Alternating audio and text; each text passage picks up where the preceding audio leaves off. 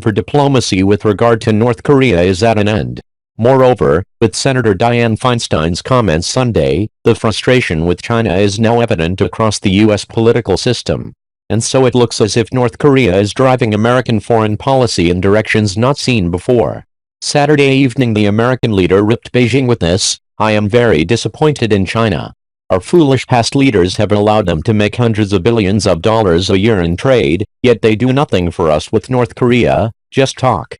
We will no longer allow this to continue. China could easily solve this problem." Trump's tweet will be long remembered.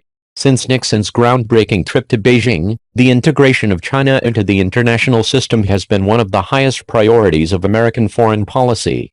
Washington policymakers accepted unfriendly and even dangerous behavior from Beijing for fear of angering the Chinese. The rationale was that eventually China's policymakers would see it in their interest to work with the U.S. in supporting the international system. The American strategy, unfortunately, only fed the sense of self-importance of the Chinese, who then took advantage of their U.S. counterparts. They used American patience to, among other things, support the North's ballistic missile program with equipment and almost certainly technology.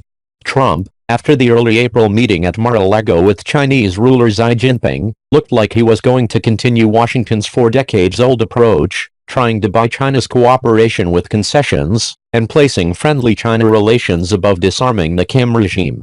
Xi, post-Mar-a-Lago, began to help on North Korea, for instance leaning on Pyongyang to not detonate the nuclear device that had already been buried at its Punggye retest site. The Chinese, however, did not curtail other support, especially assistance to the North's economy. China's two-way trade with its North Korean neighbor was up 10.5% in the first half of this year.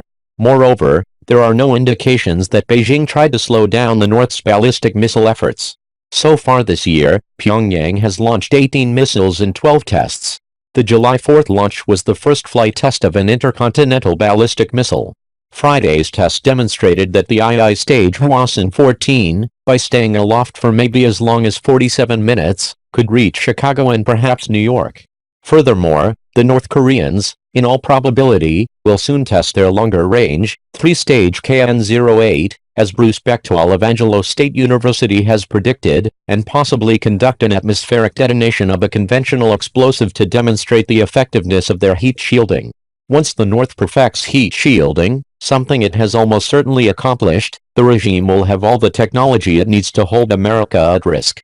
In sum, the North Koreans may be able, in less than a year, to land a nuclear warhead anywhere in the continental United States. Time, therefore, has become a factor. Trump first indicated his impatience on June 20th.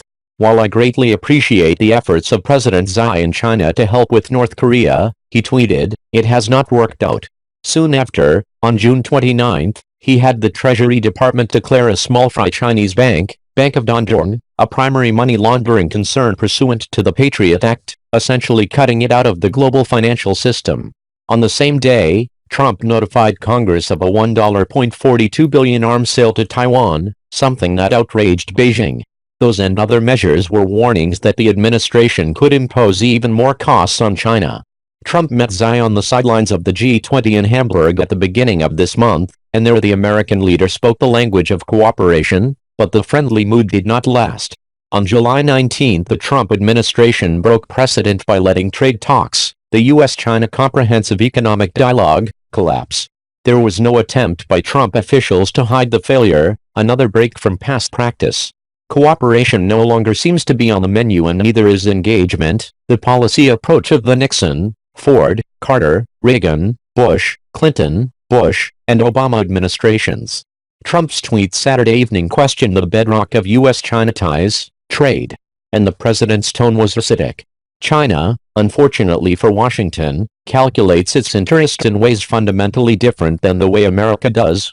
And it is not only Beijing's support of North Korea that divides China and the United States. China's attempts to grab territory of neighbors and dominate its peripheral seas challenge the basis of an orderly, rule-bound international system, and so do Beijing's cyber-attacks against American networks, its attempts to undermine the concept of human rights, and the closing off of its markets to foreign competitors.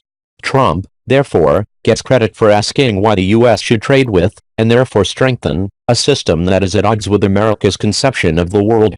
In the meantime, the frustration with China over North Korea is evident. On Sunday, Senator Feinstein scolded Beijing on CBS's Face the Nation, and Ambassador Haley reinforced Trump's message of impatience with a tweet of her own, saying the administration is done talking about Korea. And to reinforce the point, she denied rumors she had called another UN Security Council meeting. An additional Security Council resolution that does not significantly increase the international pressure on North Korea is of no value, she said in a statement Sunday. In fact, it is worse than nothing. A week ago, General Joseph Dunford, chairman of the Joint Chiefs of Staff, said he was willing to give diplomacy only a few more months. America's diplomats, evidently, are even less patient than that. Gordon G. Chang is the author of Nuclear Showdown: North Korea Takes on the World,